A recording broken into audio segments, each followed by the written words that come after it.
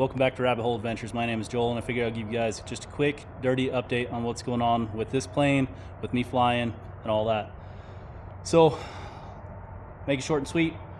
I had last spring, I had my starter fall apart. The nut, cup, washer, all this stuff, spring, starting gear, all fell apart.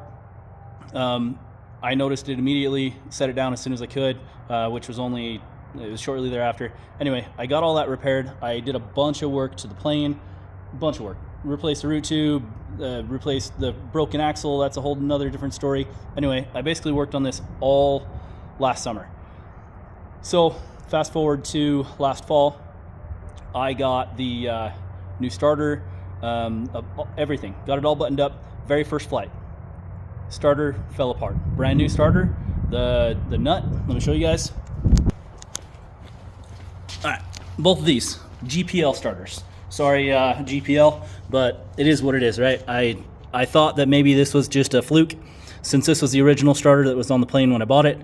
The nut and everything that should go here fell apart. This guy, because it's vertically mounted, it mounts straight down.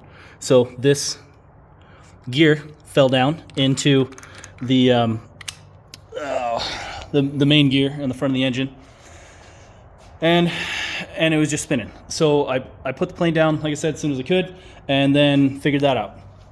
This one right here, very first flight I ever had. Now, mind you, when you buy a starter, you should not have to care whether or not it's been built properly. It is not up to the consumer to check for Loctite or check the torque on a starter that comes pre-assembled.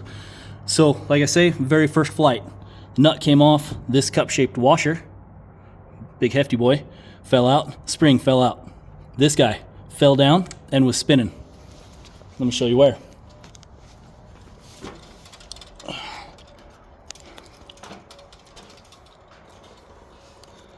Fell straight down into the gear here and was just spinning on the shaft.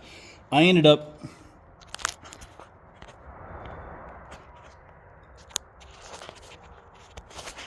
there we go. So I was on takeoff. I had just gone full power.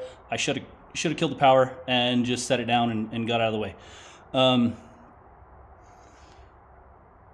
Full power, just leaving the ground, and I heard a snap. Now I figured hopefully it was a cable slapping one of the tubes or something, and like a dumbass, I just kind of keyed in on it, tried to pay attention and say, hey, what could that be, while on climb out. I kept climbing out. I figured I've got a 9,000 foot runway. If something catastrophic, as long as it's not structural, if it was engine power plant related or anything like that, then I'd just set her down. But like I say, like a dumbass, and lessons learned. Honestly, hope it's a good thing, not too hard of a way.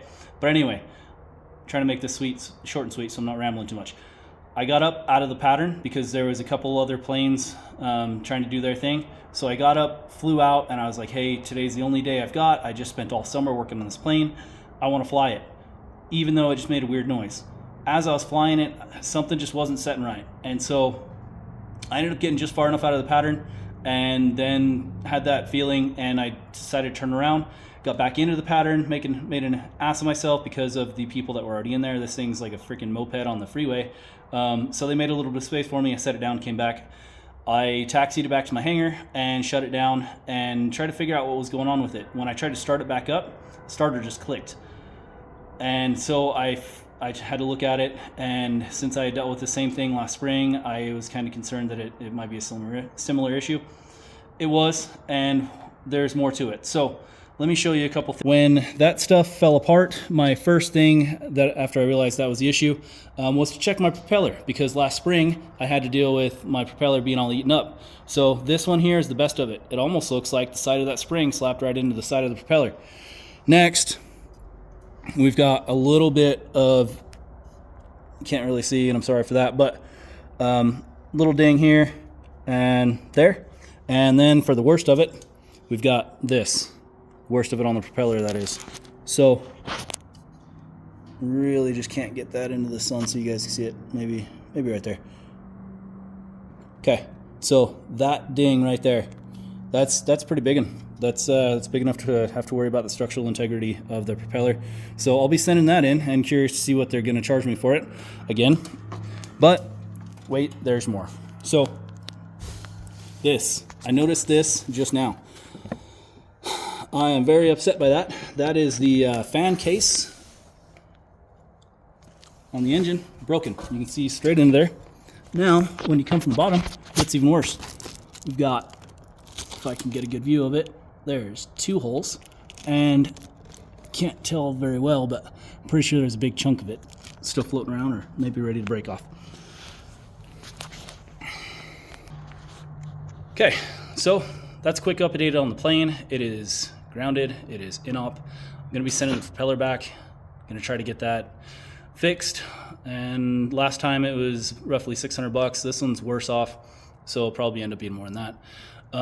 I found the new fan shroud part on eBay.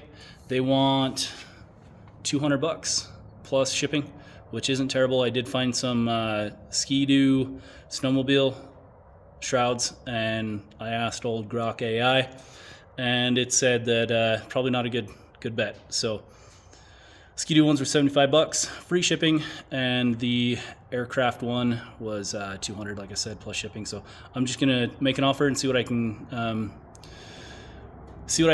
pay for that. Hopefully not too much. Anyway, short story long, haven't flown in a long time, waiting for my medical results on my special issuance. Should hear back shortly, and next time I post a video, hopefully it'll be positive, or maybe it'll just be me working on this plane.